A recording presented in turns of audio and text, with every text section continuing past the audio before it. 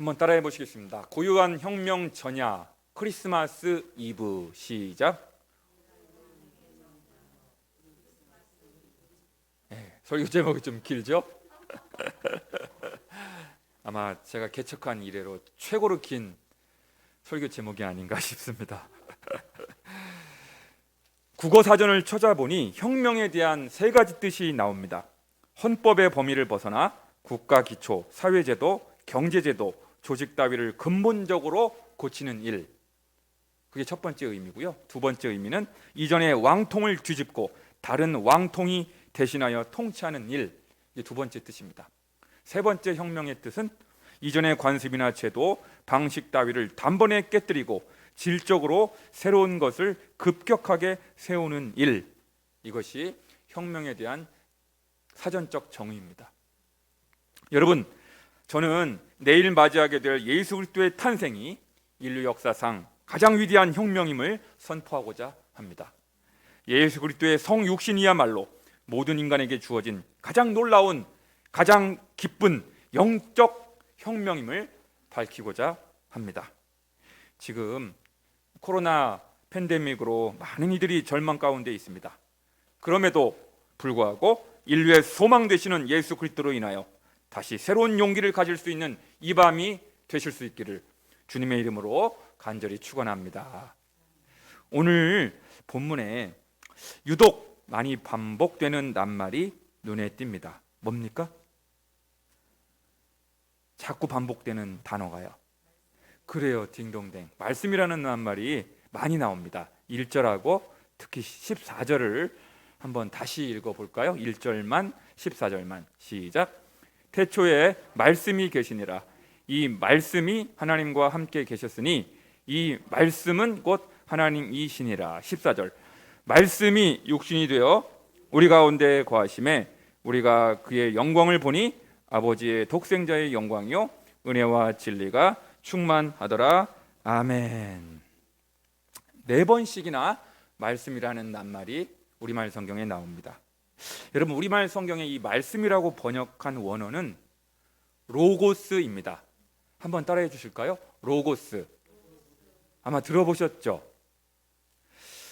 이 로고스를 말씀으로 번역한 것이 틀린 번역은 아니지만 충분한 번역도 아닙니다. 이 헬라어 로고스를 우리말 성경에 이제 말씀으로 이제 번역을 한 거거든요.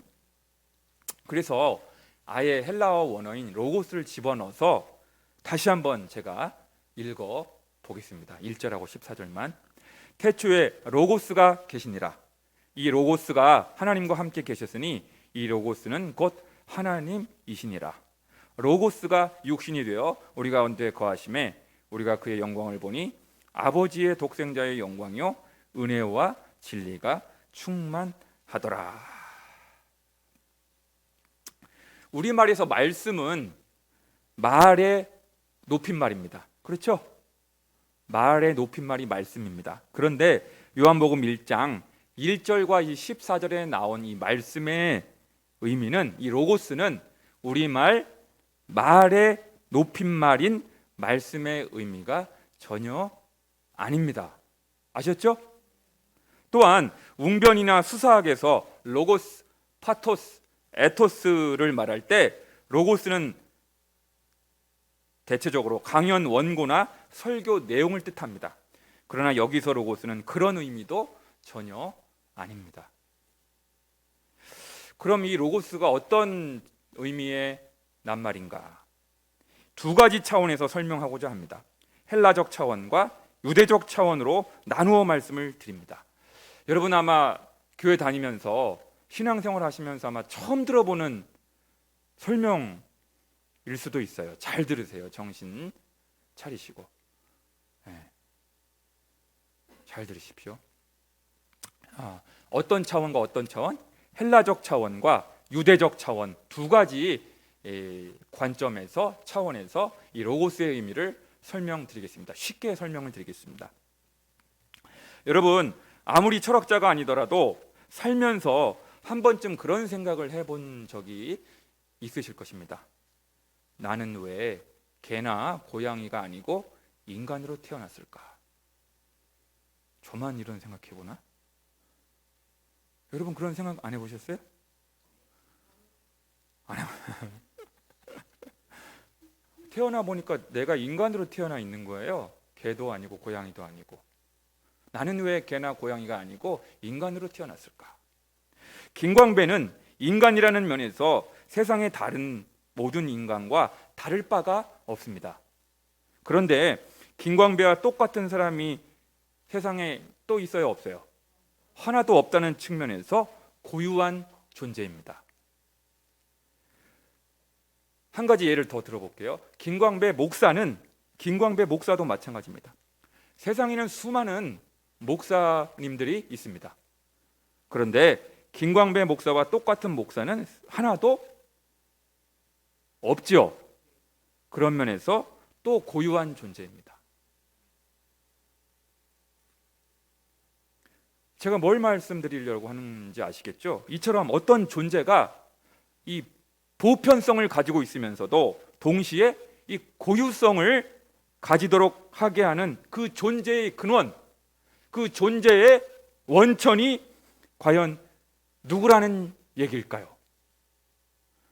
철학 시간 같이 이제 들어가는데, 세상에 수많은 권사님들이 계셔요. 그죠? 그러나 박혜진 권사님은 딱 한 명밖에 없어요. 고유한 존재예요. 그렇죠? 그러니까 권사라고 하는 그 보편성이 있단 말이에요. 그런데 박혜진 권사님이라고 하는 존재는 한 명밖에 없어요. 유일무이한 한 명밖에 없는 거예요. 그러면 그렇게 되도록 하게 하신 존재의 근원이 누군가? 존재의 원천이 과연 누구인가? 이게 바로 로고스입니다. 이게 로고스예요. 5시간 동안 제가 철학 공부하고 여러분에게 이렇게 쉽게 설명하는 거예요. 이해되죠? 네. 그럼 유대적인 차원에서 로고스는 무슨 개념일까요? 유대인들은 기본적으로 신을 인정하는 유신론자들입니다. 그런데 정말 신이 있다면, 하나님이 계시다면 보이지 않는 그 하나님을 육신을 입은 우리에게 보여줄 수 있는, 하나님이 계시다라는 것을 보여줄 수 있는 하나님의 대리자, 하나님의 대변자, 하나님의 중보자, 하나님의 중재자가 있어야 되지 않겠습니까? 그렇죠? 하나님이 계시다면, 유대적인 개념에서 그것을 바로 로고스라고 합니다. 아셨죠? 헬라적인 개념에서의 로고스와 유대적인 개념에서의 로고스가 조금 달라요. 비슷하면서도 조금 다릅니다. 사도 요한은 바로 이런 헬라적 차원의 로고스와 유대적 차원의 로고스를 종합하여 이 로고스라는 낱말을, 헬라어를 채택하여 의도적으로 사용한 것입니다. 그리고 그 로고스에 해당되는 분이 바로 성자 예수 그리스도심을 선포하고 있는 것입니다. 그럼 왜 예수 그리스도가 유일한 로고스가 되십니까? 그분은 천지 창조 이전부터 성부 하나님과 함께 곁에 존재하시던 분이십니다. 여러분, 요한복음 1장 1절에서 나오는 태초에 하고요, 창세기 1장 1절에 나오는 태초는 같은 태초가 아닙니다. 몰랐죠?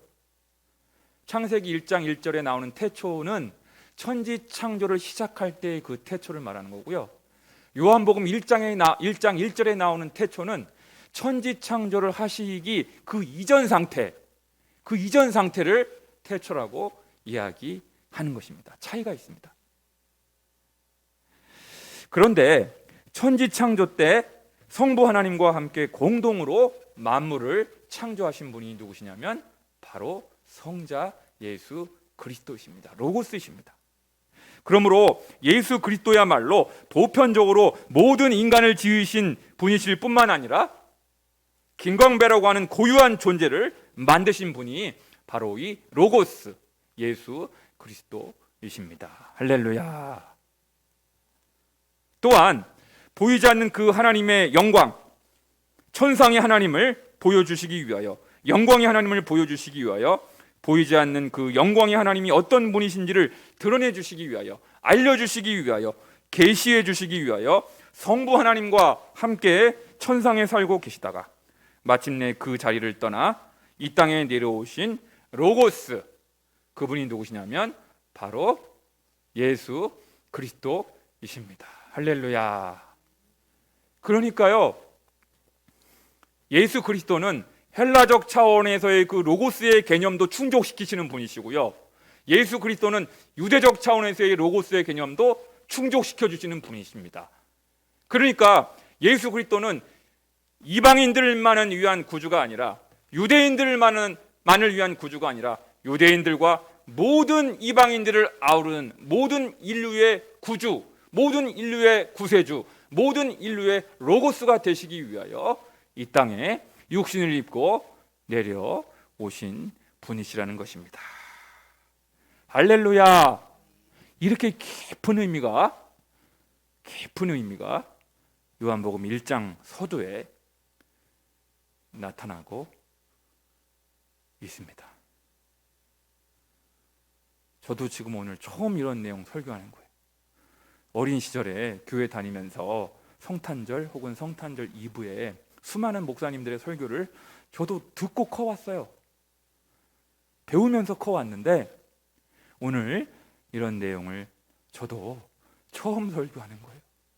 누구한테 듣고 책 읽고 하는 것이 아니라 주님께서 주시는 말씀을 전한 겁니다. 이것이 바로 예수 그리스도의 성육신인 것입니다. 성찬의 주인공 되시는 아기 예수의 오심의 깊은 의미입니다. 이 말씀이라고 하는 낱말 하나에, 로고스라고 하는 낱말 하나에 이렇게 깊은 의미가 있는지 여러분, 이렇게 쉽게 설교해 주는 사람이 없는 줄 아시기 바래요. 없는 줄 아시기 바래요. 5시간, 10시간 철학책 읽고 우리 이철기 아드님 철학 전공했잖아요. 그죠?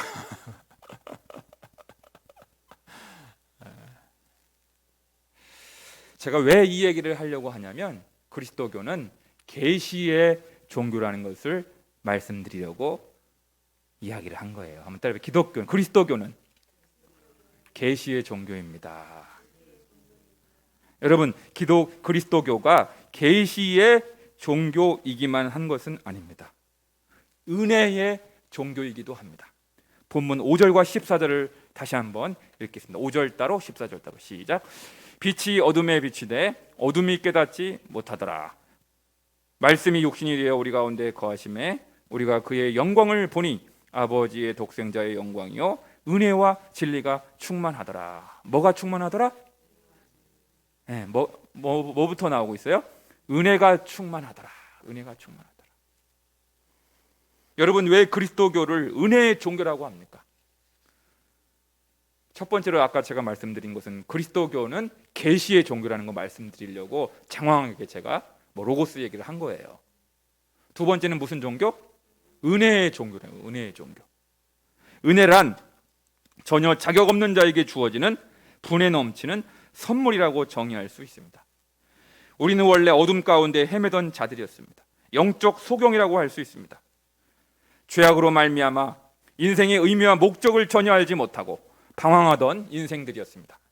어둠과 죄악의 늪에 깊이 빠져 허우적거리던 자였습니다. 자기 힘과 노력으로는 도저히 죄의 문제를 해결할 수 없는 무기력하고 무능력한 자들이었습니다. 아무런 소망이 없던 자들이었습니다. 에베소서 2장 1절부터 3절 그리고 12절은 하나님의 광명한 은혜의 빛이 비치기 전 우리의 어두운 실상을 이렇게 증언합니다. 그는 허물과 죄로 죽었던 너희를 살리셨도다. 그때 너희는 그 가운데서 행하여 이 세상 풍조를 따르고 공중의 권세 잡은 자를 따랐으니 곧 지금 불순종의 아들들 가운데 역사하는 영이라. 전에는 우리도 다 그 가운데서 우리의 육체의 욕심을 따라 지내며 육체와 마음에 원하는 것을 하여 다른 이들과 같이 본질상 진노의 자녀이었더니 그때 너희는 그리스도 밖에 있었고 이스라엘 나라 밖의 사람이라. 약속의 언약들에 대하여는 외인이요 세상에서 소망이 없고 하나님도 없는 자이더니. 이게 우리의 깊은 어둠의 실상입니다. 그러나 에베소 2장 8, 9절은 로고스이신 예수 그리스도로 말미암아 임한 하나님의 놀라운 은혜를 다음과 같이 선포합니다. 너희는 그 은혜에 의하여 믿음으로 말미암아 구원을 받았으니 이것은 너희에게서 난 것이 아니요 하나님의 선물이라. 하나님의 선물이라. 행위에서 난 것이 아니니 이는 누구든지 자랑하지 못하게 함이라. 할렐루야. 그래서 이런 놀라운 찬양곡이 만들어진 것입니다. 어둠 속 헤매이던 내 영혼 갈 길 몰라 방황할 때에 주의 십자가 영광의 그 빛이 나를 향해 비추어 주셨네. 주홍빛보다 더 붉은 내 죄 그리스도의 피로 씻기어 완전한 사랑 주님의 은혜로 새 생명 주께 얻었네. 은혜 아니면 나서지 못하네. 십자가의 그 사랑 능력 아니면 나서지 못하네. 은혜 아니면 나서지 못하네. 놀라운 사랑 그 은혜 아니면 나서지 못하네. 할렐루야. 이러한 놀라운 구원의 감격, 구원의 은혜에 대한 그 감격이 우리 열린광성 모든 지체들에게 이 밤 회복될 수 있기를 간절히 축원합니다. 첫 번째는 그리스도교는 무슨 종교였죠? 계시의 종교. 두 번째는요, 그리스도교는 은혜의 종교입니다. 세 번째, 마지막으로 여러분들에게 말씀드릴 것은 우리 그리스도교는 진리의 종교임을 14절은 증거하고 있습니다. 다시 한번 14절 읽겠습니다. 시작. 말씀이 육신이 되어 우리 가운데 거하심에 우리가 그의 영광을 보니 아버지의 독생자의 영광이요 은혜와 진리가 충만하더라. 마지막에 뭐가 충만하더라? 진리가 충만하다. 누구한테요?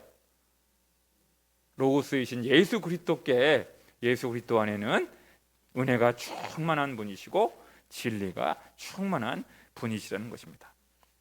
사랑하는 성도 여러분, 인간은 누구나 남녀노소 빈부귀천을 막론하고 진리에 대한 목마름이 있습니다. 참 진리를 알고 싶어하는 갈망이 다 있습니다. 누가 과연 참 진리인지 깨닫고 싶은 열망이 있는 것입니다. 예수님은 요한복음 14장 6절에서 단도직입적으로 이렇게 선포하십니다. 내가 곧 진리요. 따라해볼까요? 내가 곧 진리요. 누가 진리라는 거예요? 예수 그리스도, 그분의 그 인격체, 성자 예수 그리스도, 그분의 전 인격이 진리라는 것입니다. 예수님은 요한복음 17장 17절에서 또 이렇게 기도하십니다. 그들을 진리로 거룩하게 하옵소서. 아버지의 말씀은 진리니이다. 할렐루야. 여러분, 거룩하게 살아가기를 원하십니까? 성결하게 살아가기를 원하십니까? 의롭게 살아가기를 원하십니까? 어떻게 하면 거룩하게 될 수 있다고요? 진리로, 예수 그리스도의 진리의 말씀으로 우리 삶이 거룩하게 변화될 수 있다, 성화될 수 있다라는 것입니다. 예수님은 요한복음 8장 32절에서 이렇게 증거하십니다. 진리를 알지니 진리가 너희를 자유롭게 하리라. 한번 따라해볼까요? 진리가 너희를 자유롭게 하리라. 예수 그리스도께서 우리를 진정으로 자유롭게, 죄악에서, 율법에서, 죽음의 권세에서 우리를 자유롭게 하러 이 땅에 오신 분이라는 것입니다. 예수님은 요한복음 14장 17절에서 우리에게 보내주신 성령 하나님이 바로 진리의 영이라고 소개해 주셨습니다. 성령님은 어떤 영이시라고요? 진리의 영이십니다. 다시 말씀드리면 예수님을 증거하시기 위하여 이 땅에 보냄받은 분이 바로 성령 하나님의 역할이라는 거예요. 예수님은 요한복음 3장 21절을 통하여 이렇게 선언하십니다. 진리를 따르는 자는 빛으로 오나니 이는 그 행위가 하나님 안에서 행한 것임을 나타내려 함이라 하시니라. 진리를 따르는 자는 누구에게로 온다고요? 빛으로 오신다. 세상의 빛으로 이 땅에 오신 예수 그리스도로 오게 된다는 거예요. 진리를 추구하는 자, 진리를 갈망하는 자는 반드시 누구를 만나게 되어 있어요? 예수 그리스도를 통해서 진리를 찾고자 하는 열망이 이제 종착점을 맞이하게 된다는 것입니다. 사랑하는 성도 여러분, 예수님은 인간의 모든 불행의 근원이라고 할 수 있는 죄의 문제를 해결해 주시기 위하여 아기의 몸, 육신의 몸을 입으시고 이 땅에 내려오신 창조주이십니다. 하나님의 아들이십니다. 진정한 로고스가 되십니다. 예수님은 죄악에 빠진 나의 구원을 위하여 우리의 모든 죄짐을 스스로 짊어지셨습니다. 아무런 죄가 없으셨지만 죄값을 치르셨습니다. 예수님께서 그 십자가의 사랑으로 우리를 죄악의 권세에서 자유롭게 해주셨습니다. 율법의 멍에에서 자유롭게 해주셨습니다. 죽음이 두려워 죽음의 권세에 매여 종노릇하는 인생들을 자유롭게 해주시기 위해 사망 권세를 깨뜨리고 친히 부활하심으로 영생의 실체를 확증하여 주셨습니다. 그러므로 이젠 더 이상 우리는 흑암의 권세에서 신음하며 피폐한 삶을 살 필요가 전혀 없습니다. 마귀에게, 사탄에게 종노릇할 필요가 전혀 없습니다. 율법에 매일 필요가 없게 되었습니다. 죽음조차도 두려워하지 않아도 되는 영생의 나라, 빛의 나라, 그리스도의 왕국에서 그분의 지배를 받게 되었기 때문입니다. 할렐루야! 이것이 복음입니다. 사랑하는 열린광성의 지체 여러분, 오늘은 크리스마스 이브입니다. 창조주 하나님과 동등되시고 하나님의 형상이시며 하나님의 본체이신 구주 예수 그리스도의 탄생을 내일 맞이하게 됩니다. 누구라도 예수님을 구주로, 주님으로, 왕으로 모시게 되면 이러한 놀라운 영적 혁명의 수혜자가 될 수 있습니다. 누구라도 하나님의 자녀로, 하나님의 백성으로 살아갈 수 있게 됩니다. 누구라도 죄의 권세에서 벗어나 의로운 삶을 살아갈 수 있습니다. 누구라도 참 진리, 구원의 진리를 깨닫게 됩니다. 누구라도 은혜의 삶에 당당히 진입하게 됩니다. 누구라도 창조주 하나님을 아빠, 아버지로 모시고 그리스도 안에서 하나님과 개인적으로, 인격적으로 친밀한 사귐을 갖게 됩니다. 그리스도교는 계시의 종교이기 때문입니다. 그리스도교는 은혜의 종교이기 때문입니다. 그리스도교는 진리의 종교이기 때문입니다. 계시의 영, 은혜의 영, 진리의 영이신 성령님께서 늘 여러분의 삶 가운데 충만히 거하실 수 있기를 주님의 이름으로 간절히 축원합니다. 기도하겠습니다.